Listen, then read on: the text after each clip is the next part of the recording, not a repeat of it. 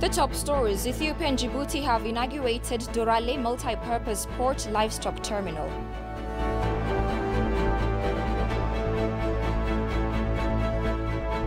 And AU urges nations to place orders for secured doses of the COVID-19 vaccines.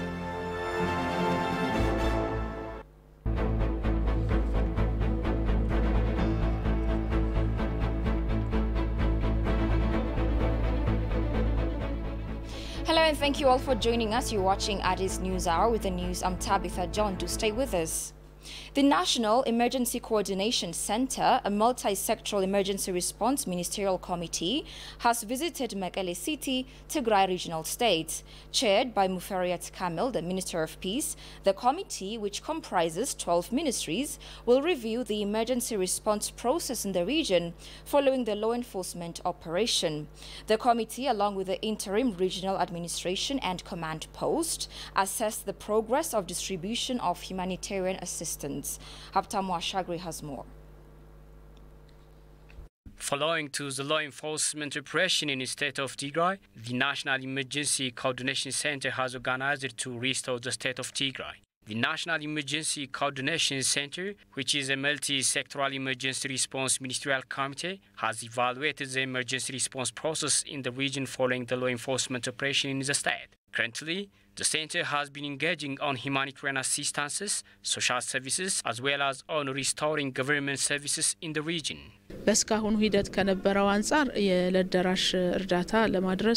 We have evaluated the provision of medical and social service and the general rehabilitation process.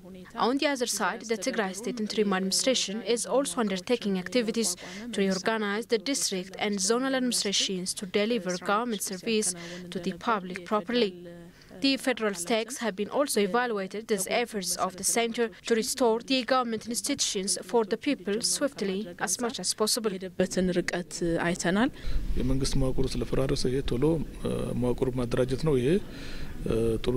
We have been working to restore the government structure as a new one through avoiding the failed TPLF structure. Therefore, now we have finalized new government structure from a grassroots level in Mekelle City. We are also appointed administrators at different zonal and district levels in the state. The people of Tigray are appointing its own leaders. For this and all our success, the people of Tigray is playing an unprecedented role along with the federal government, particularly to apprehend responsible criminals to justice. Muferiat also stated, based on the committee's evaluation, significant results have obtained in the general rehabilitation process and in restoring peace and security in the state of Tigray. ኦፕሬሽኑ ዋና ጉዳዮች ተጠናቀው እንግዲህ ህግ የማስከበር ስራ ተጠያቂ መሆን ያለባቸውን አካላት ተጠያቂ ለማድረግ ወደ ፍትህ አደባባይ Currently, major activities in the law enforcement operation are finalized. However, we have been working aggressively to bring criminals for justice in a bid to ensure rule of law across the country. At the same time, we are also working to ensure peace and stability in this region. Relatively, at this time, Tigray is becoming a peaceful regional state in this regard.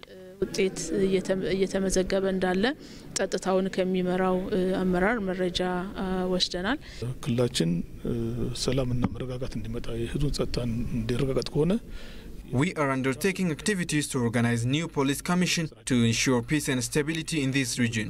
It is difficult to bring sustainable peace by only the national defense forces. Thus, we are undertaking activities along with the federal government to organize the regional security forces through participating the community. On the occasion indicated that the National Emergency Coordination Center will continue to see humanitarian assistance as well as other social services in the state of Tigray. The Ministry of Science and Higher Education announced that activities are underway to resume the teaching-learning process in universities found in Tigray region, saying that Mekelle and Raya universities of Tigray have so far graduated students. State Minister of the Ministry, Dr. Samuel Kifle, said undergraduate students have been attending classes in Mekelle University as of January 15, 2020. He added that Mekelle and Adigrat universities have been undertaking preparations to enroll their existing students. Higher officials of Ministry of Science and Higher Education have conducted observation in Mekelle University to weigh up the circumstances in the institution following the law enforcement operation in the region.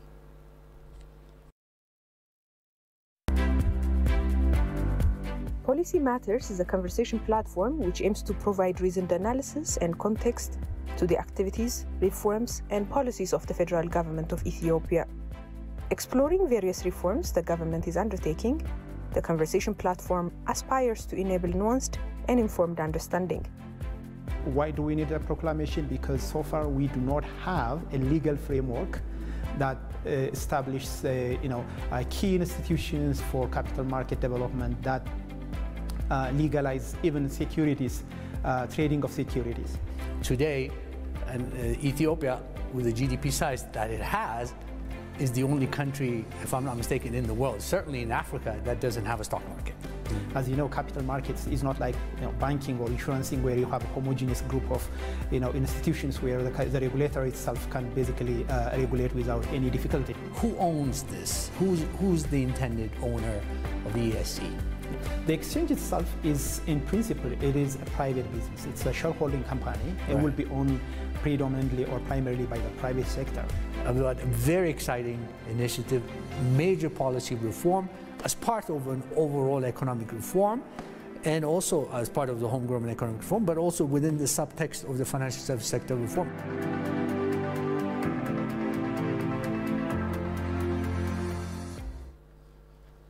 Welcome back. You're watching ETV English News. The Ministry of Foreign Affairs hails Ethio-China Comprehensive Partnership as exemplary to other countries. Talking to ETV here yesterday, Ministry spokesperson Dina Mufti said the 50th year silver jubilee of their cooperation is being observed with an assortment of events. Haptamu Ashagri reports.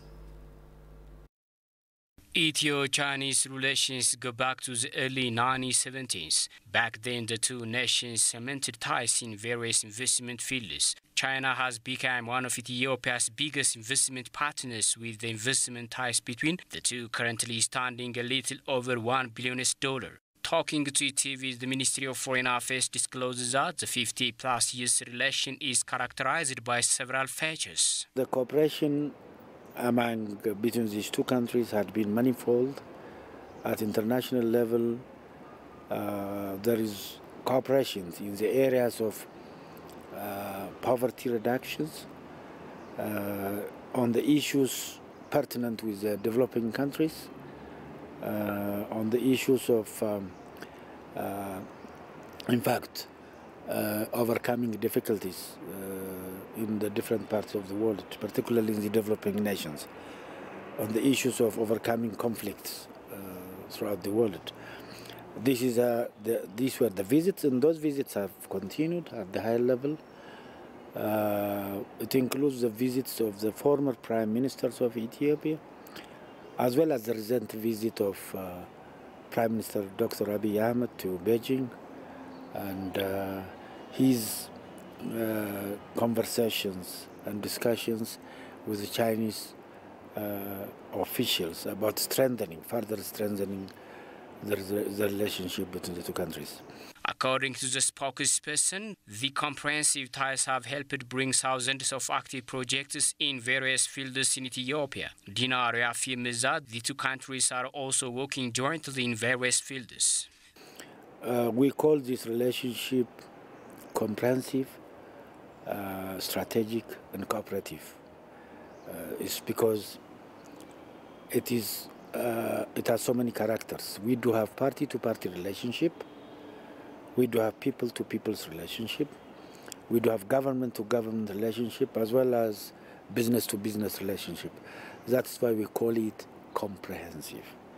It's deep, strong, and definitely it is beneficially. It is growing from time to time as well. Yes, this is the general character of the relationship. The spokesperson added the two countries are discussing to find possible ways of bolstering the ongoing strategic partnership in the near future. While we are celebrating the 15th anniversary, we are looking forward to further strengthen this relationship in all areas, because there are rooms for maneuvers, rooms for improvement, and there is possibility of widening cooperations in the areas of, in all areas, in the health sector, in education sector, in technology, and I think all areas could be widened further, and further strengthening relationship is the order of the day. This is a commitment on the part of both leadership and governments when they observe the 50th anniversary. The government of Japan awarded member of Ethiopian Parliament Hordofa Bekele with an Order of the Rising Sun from the Emperor of Japan.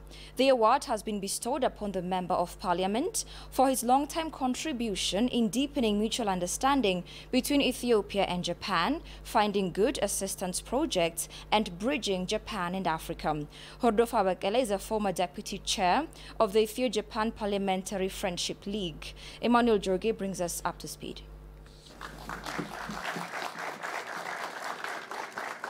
By Thursday this week, a conferment ceremony was held at the residence of the ambassador of Japan to Ethiopia to congratulate a former vice chairperson of the Ethio-Japan Friendship League, Hordofa Bekele. Hordofa was awarded Order of the Rising Sun, Gold and Silver Star. Hordofa Bekele is awarded for his contribution to further strengthening economic relations between Japan and Ethiopia. Japanese ambassador to Ethiopia Ito Takako said that Hordofa played a significant role to strengthen the bilateral relationship of the two countries and Japan in Africa. I would like to express my warmest congratulations to a person whose work is not limited to Ethiopia but all across Africa. To Hordofa Bekele, a former deputy chair of the Ethio-Japan Parliamentary Friendship League, who has been awarded the Order of the Rising Sun, gold race with neck ribbon, for his long-standing devotion to nurturing the bilateral friendship between Japan and Ethiopia.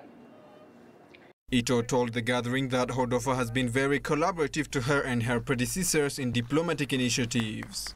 I cannot count how many times Ato Hordofa helped my predecessors and colleagues by providing valuable advice and appropriate information on Ethiopia's politics, economy, foreign policy, or situations in Africa, etc., which are instrumental in considering our policy toward Ethiopia and towards Africa. Ato Hordofa, domo arigatou gozaimasu. Abebe Bikila in Tokyo Olympic, which remains a memorable event. This summer, Japan is hosting the Tokyo Olympic and Paralympic Games. In 1964, the legendary philosopher on the run, or the Barefoot King, Abebe Bikila, grabbed the hearts of the Japanese people when he won the second gold medal in the marathon, the last event of the Olympic Games. More than a half century later, today, Abebe Bikila Memorial Half Marathon is held annually in Japan. The Order of the Rising Sun, established in 1875, is the Japanese government's oldest honor. It is awarded to foreigners who have made notable contributions to the enhancement of bilateral relations.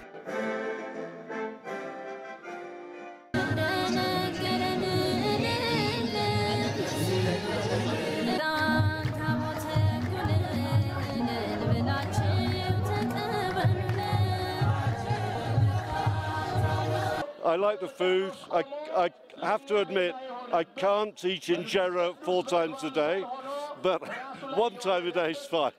Well, my favorite thing is how the whole city seems to be celebrating all at once. It's a very festive atmosphere, and my favorite actually are all the women in their dresses and the cool hair, and it's very exotic for me. Very exciting. We saw the Timcat Festival on television at home, and we decided we would like to come and see it.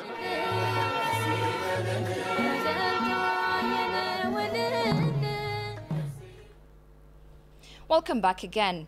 The Ethiopian Orthodox Tewahedo Church noted that it has well prepared for the Ethiopian Epiphany celebration, which is called in Amharic Timket.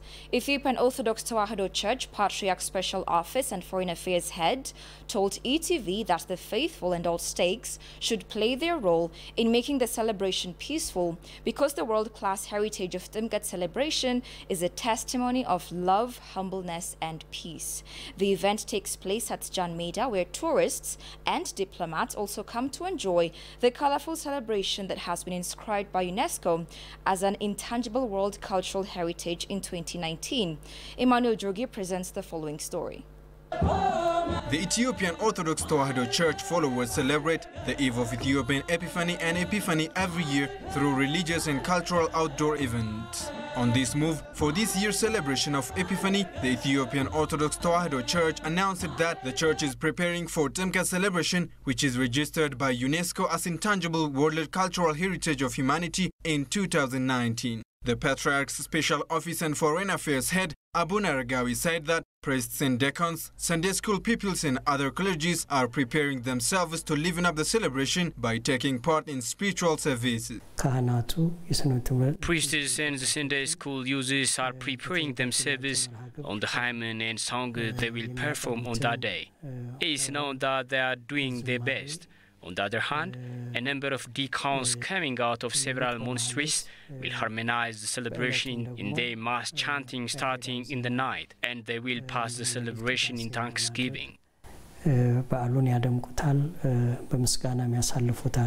wholesale market for fruits and vegetables were relocated from crowded quarters at Kiltera to an open space, Jan Meda, to facilitate social distancing between buyers and sellers due to the COVID-19 pandemic. However, Jan Meda has been using for Timket celebration for long. That's why the place is now free and ready for the colorful Timket celebration. Abuna Aragawi told ETV that not only the faithful, but all Ethiopians should safeguard the celebration to be held in a peaceful manner.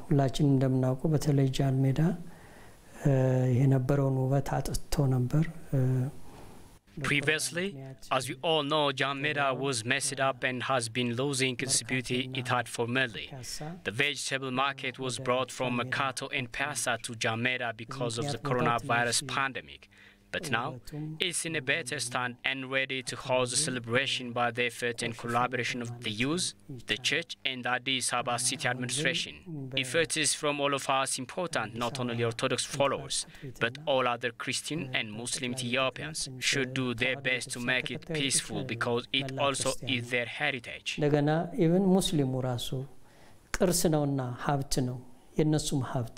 Abuna Aragawi appreciated the youth's effort to clean the place in order to prepare for the celebration and said that it is a sacred deed.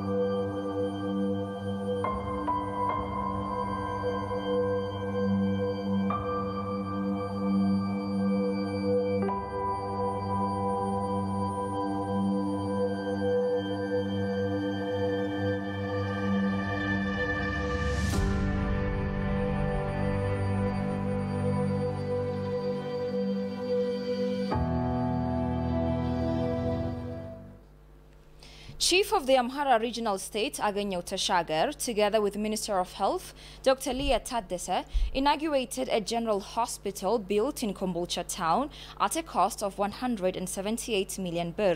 The construction of the hospital, which was delayed for 10 years, would help to provide quality healthcare services for residents of the area. Emmanuel Jorge presents the story. Delaying from its plan to be finished, but Kombolcha General Hospital is inaugurated after 10 years of construction. Chief of the Amhara Regional State Agenyo Tashagar, Minister of Health Dr. Leah Taddese and other higher government officials attended the inauguration ceremony. On the occasion, Chief of the Amhara Regional State Agenyo Tashagar said that works should be done to solve the problem of facilities in hospitals which are under construction.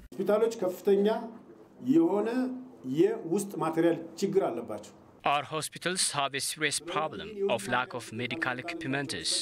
So, if we do not solve this problem and we say hospitals are inaugurated, it's nonsense.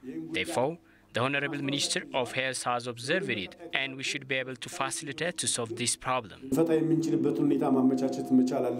Mentioning that the inauguration of this hospital eases the scarcity of medical centers, which has been a big problem of the society for a long time, Minister of Health Dr. Leah Taddese said that the ministry will do its best to equip the hospital fully. In order to make the hospital fully operational in providing quality medical service, I would like to assure you that the Ministry of Health will work to fulfill the missing medical equipment as much as possible in collaboration with the Regional Health Office. The Chief of the State calls upon all states to finish the construction of Wollo Tertiary Hospital, which is under construction and is expected to be a referable hospital in East Africa.